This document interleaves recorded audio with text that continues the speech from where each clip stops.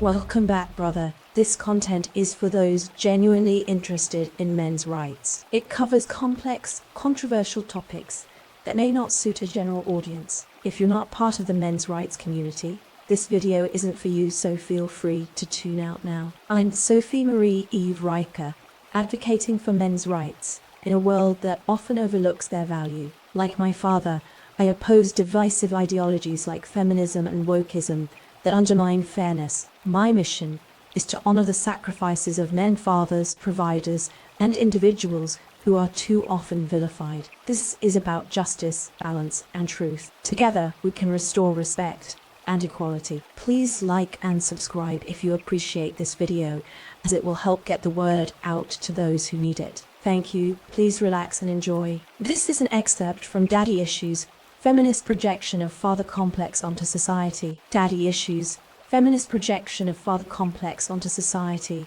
is an ebook available in all good stores. If you've ever watched a feminist scream about toxic masculinity while demanding men fix her flat tire, pay her bills, or die in a war for her freedom, this book is for you. If you're sick of being told to check your privilege by women who've never built a road, coded a server, or risked their lives in a coal mine, keep reading. If you'd rather chew glass than hear another lecture about the patriarchy from someone with a gender studies degree and a cat hoarding habit, congratulations, you're home. I wrote this book after watching a generation of men shrink into apologetic shadows, terrified of being labeled toxic for holding doors open or misogynistic for asking a woman out. I watched friends get stripped of their kids, jobs, and dignity by false allegations. I saw universities replace physics with feminist glaciology and biology with queer theory.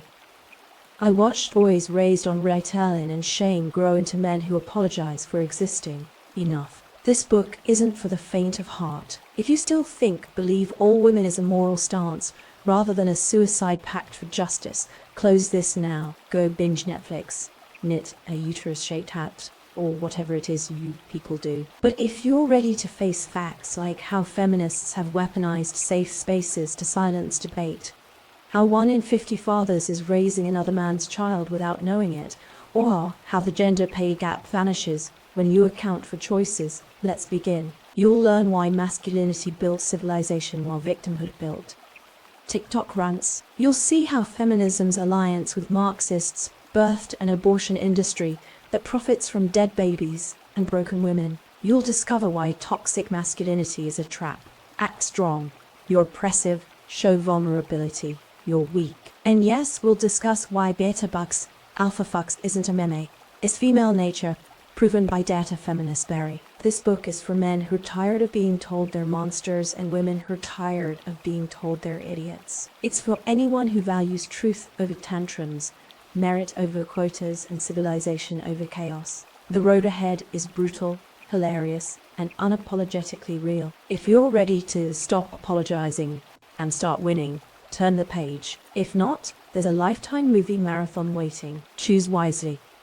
With the introduction completed, we are jumping to an extract from the book. In 1969, 400,000 men, zero pronouns, zero sensitivity seminars, put boots on the moon with less computing power than your toaster. Fast forward to 2023, Artemis spends 5 years missing deadlines while hiring consultants to scrub hostile masculinity from rocket manuals. A female engineer sued SpaceX for $3 million because her male co-workers joked about thrusters during lunch. Imagine Armstrong whining about workplace microaggressions mid-launch. You'd still be reading this on a typewriter. The numbers don't lie. Private space firms 90% male crews launch rockets at 1/10th of NASA as bloated budget. Why? Because Elon Musk hasn't yet hired a vice president of feelings to audit every combustion chamber for problematic terminology. Meanwhile, Artemis astronauts post TikTok dances in zero gravity. Inspiring. Sure, if your goal is to turn orbital physics into a middle school talent show, let's talk equality gravity. MIT found teams with over 50% women score 22% lower on urgency metrics. Coincidence?